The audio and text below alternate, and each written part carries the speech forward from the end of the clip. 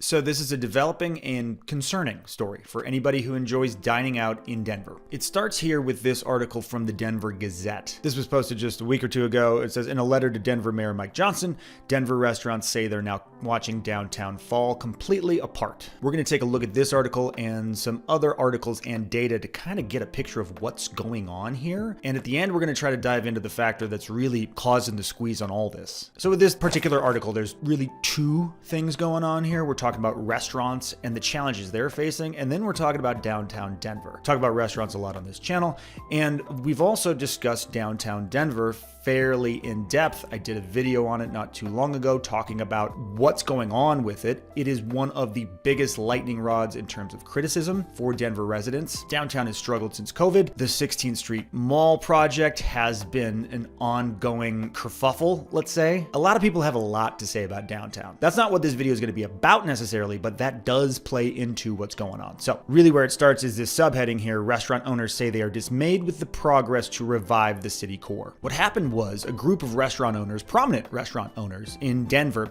put together a letter and sent it to Denver Mayor Mike Johnson. It was written by Dave Query, the owner of Jack's Fish House and Big Red F restaurant group, which includes a number of restaurants, and also signed by a number of prominent restaurateurs: Troy Gard of the Tag Group, Lon Semensma of Cholan, Jen Jasinski, plenty of others. And essentially in this letter, they're expressing their frustration with the mayor, saying he had promised to revitalize downtown. And it's true. Downtown was a big, maybe the biggest chunk of Mike Johnston's campaign when he was campaigning to be mayor. Downtown and homelessness. And those two things are interlinked as well, but those were kind of the big things that Mike Johnston ran on. They're saying you ran your entire campaign platform on restoring our downtown Denver business districts, and it's gotten worse since you took the position of mayor, even though you have received $550 million towards stewarding it in a different direction. Now, like I said, I've talked about downtown quite a bit on this channel.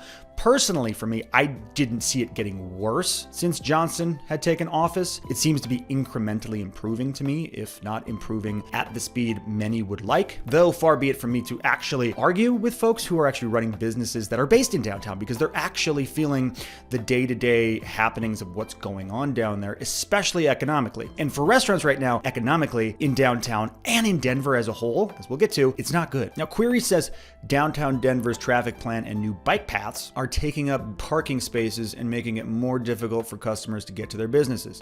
In addition, food trucks are taking parking spots and bringing in more competition. And by the way, these bike lanes are pretty serious and pretty aggressive. Here's a picture of one right here. They do take up a lot of room on the roads. They take room away from motorists. Okay, that's probably the plan. But then, yeah, as he points out, they're taking room away from parking spots. It reminds me of that quote that there are no solutions, only trade-offs. And so with something like bike paths, obviously, especially in a downtown area, the idea is to move it away from cars, and towards more of a pedestrian or biker-friendly area, which seems good, but there's always a trade-off. In Denver, and really in America, we're still a car culture, and so where are people going to park? When you take away parking spaces from them, it makes it harder to get downtown. It just does. He also says, and this quote is big to me, "This is the current vibe and energy on our downtown streets, and our longtime Lodo and Larimer guests are now driving to Cherry Creek and Northfield and Golden for dinner and entertainment." 100% true as far as I'm concerned.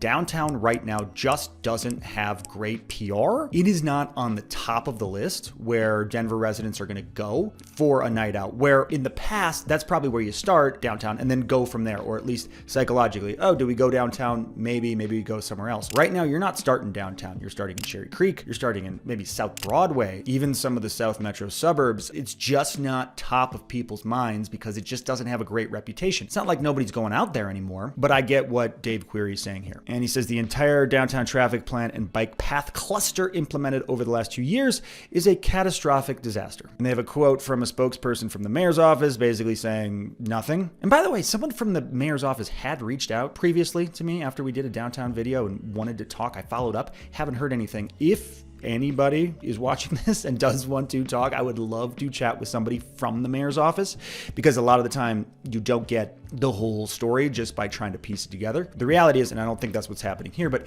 it's easy to, especially in today's day and age, throw stones and just get mad at politicians and say they suck. It's a hard job. So would love to hear about what they're actually doing to make things better. And sorry, there is an actual quote here, and it says, Mike Johnson has helped remove large tent encampments, which is true.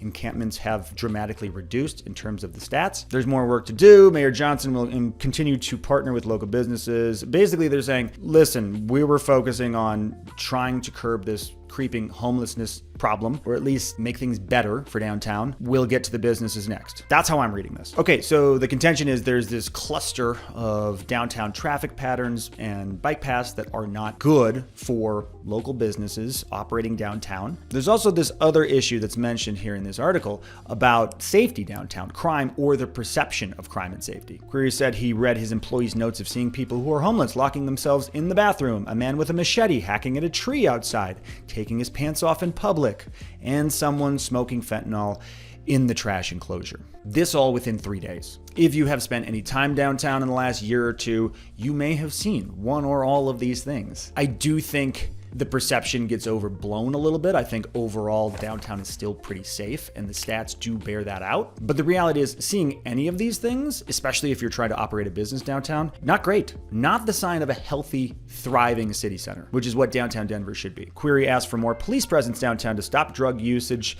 in public areas. Probably a good idea, and I think most people living in or operating around downtown would agree with that at this point. When you have a national political movement to reduce police presence in certain areas, the origins of which are completely understandable, this is the result. And it's obviously not that simple, but there is no simple answer. They have a quote here from the Denver Police Sergeant Jay Casillas, who says recent data show that all crime continue to fall, though DPD recognizes that the perception of crime may show something different to the people living in Denver. The article, which is really, really good, and I'll link to it, goes on to talk about inflation and economic data that's really hitting restaurant owners hard. And beyond downtown, that seems to be at the center of this whole thing. Because with Denver restaurants being in trouble, which is the thesis of this video, that isn't just about downtown and downtown's challenges. That's about Denver restaurants as a whole. Another article from CBS News earlier this year, Denver faces sharp decline in restaurants, 82% of statewide loss in last year. It's a little confusing. Denver didn't lose 82% of its restaurants, but 82% of the restaurants in Colorado that closed last year were in Denver. Not the greater Denver area, not the Denver metro, city of Denver. So what this article shows, in the past 3 years, the number of licensed restaurants in Denver has decreased by 22%.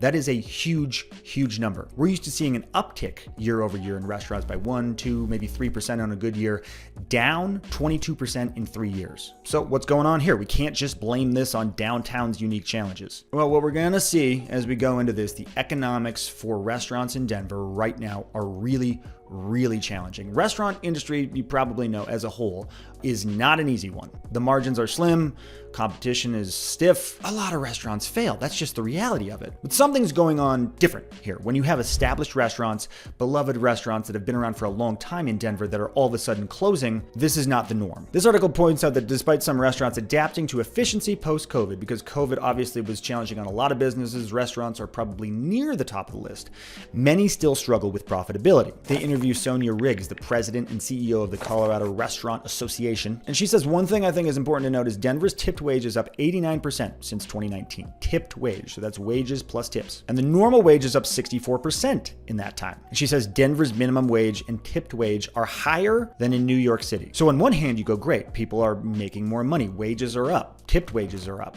Inflation's been a killer the last 2-3 years. That's no secret to anybody watching this. So if wages are going up, that's good. But there's always a trade-off. Restaurants are having to come out of pocket for these higher wages, obviously. That's causing prices on the menus to go up. If you've dined out recently, you know. You stop by for a happy hour, it's $100. And one reaction to that is, ugh, they're so greedy. Everything's getting so expensive. Clearly, that's not the case.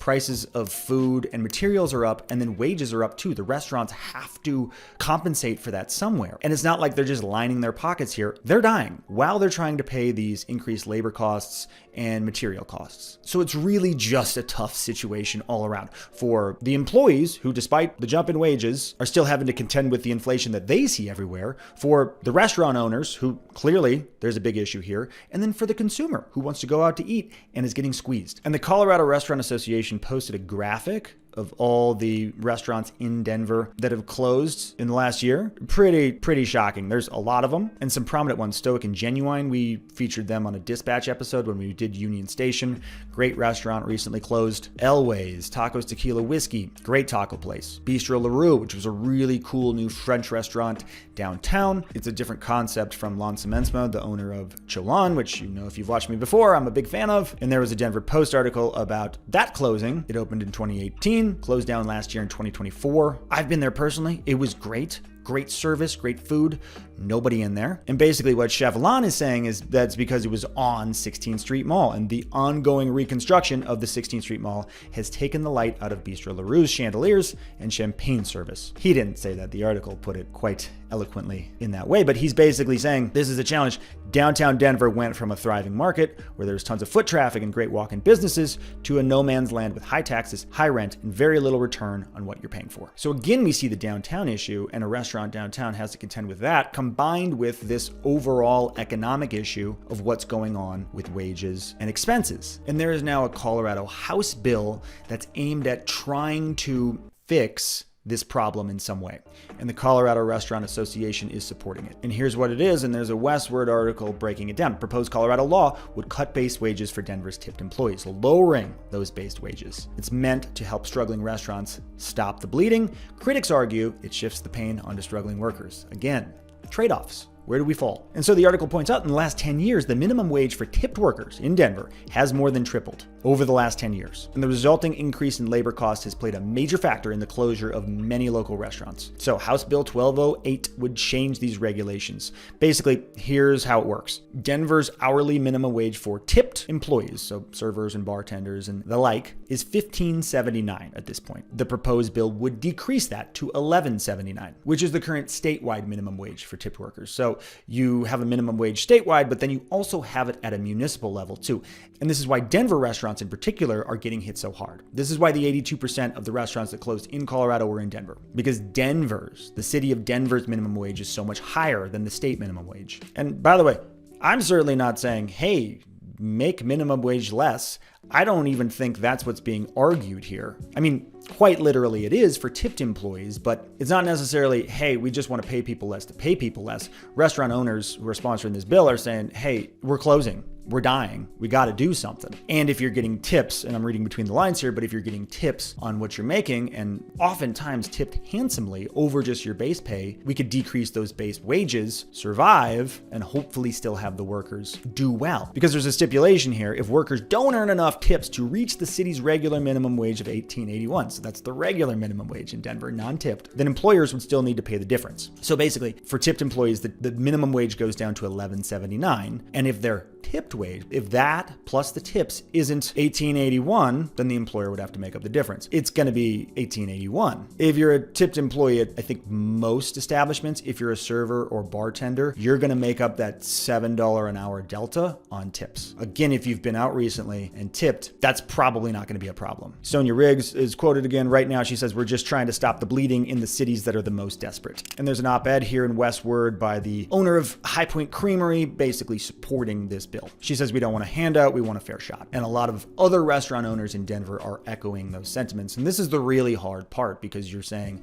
oh, we need to reduce the minimum wage, the tipped minimum wage, which is never a winning argument politically, at least in a city like Denver. But there's a reality at play here for these restaurant owners. And so it's hard to know what the solution is. There's no perfect solution, there rarely is. But I think you can understand why this is being proposed. And really this goes into a broader issue of the affordability of living in Denver in general, just for a human being, because we talked about going out and the prices have gone up on that on the consumer. Looking at it from an employee, looking at their wages going down, they're probably not killing it either. I don't know, maybe a lot of them are, but just looking at how much more expensive things have gotten in the past few years, really everybody's getting squeezed. And I think about this when it comes to what I do in real estate. And by the way, you probably know if you've watched this channel before, I'm a local real estate agent, help run a team here in the Denver Metro, would love to see about helping helping you out if we can have any conversations that may be in your interest about real estate. My contact info is all over. Please do reach out. But this here is a graph from Megan Aller, and I had Megan on a market update to go into real estate stats recently. She is just I call her the stats wizard. She really digs deeply into the data. And this is something that we're seeing happening nationally, but I love to look at it from a local perspective here too. So this is in the greater Denver metro. The average P&I payment, so that's principal and interest. So that's your average monthly mortgage payment minus taxes and insurance, assuming a 10% down payment. That's the blue line here. And you see how it has shot up since 2022. But then the red line is that average principal and interest payment weighted against percentage of income. So what percentage of your income on average are you having to pay for your home? And you can just look at the way it's shot up. From 2005 to 2020, it went anywhere from really 20% of the average income at the lowest to a little over 35% at pre-crash, but the healthy markets were between 25 and 30%. That's what average homeowner was spending on their monthly mortgage payment. Well, now we're over 40%, anywhere between 40 and 45%, peaking above 50% since 2022. It's huge. And I just show this to show that this is just one sector of the economy, right? We're not just seeing it in real estate, but in real estate, there is a serious squeeze on people who are just trying to buy a house. This is average, by the way. This is not mansions. This is just someone looking to get in a home that meets their needs. So as wages have risen, and they've risen different amounts in different industries, clearly they haven't kept up with at least the cost of housing. And that's what makes it all such a challenge. Don't know what the solution is on this or on any of these factors. Is it the mayor? Is it restaurant owners? Is it employees? If you have any ideas, let me know in the comments. I am, as always, optimistic about a brighter future. There may be more pain before it gets better. But cliche thing to say, if you are a fan of dining out in Denver, this is a really good time to go out and support a restaurant that you love. If you have thoughts on the fix, weigh in the comments. Otherwise, I love you. Talk soon.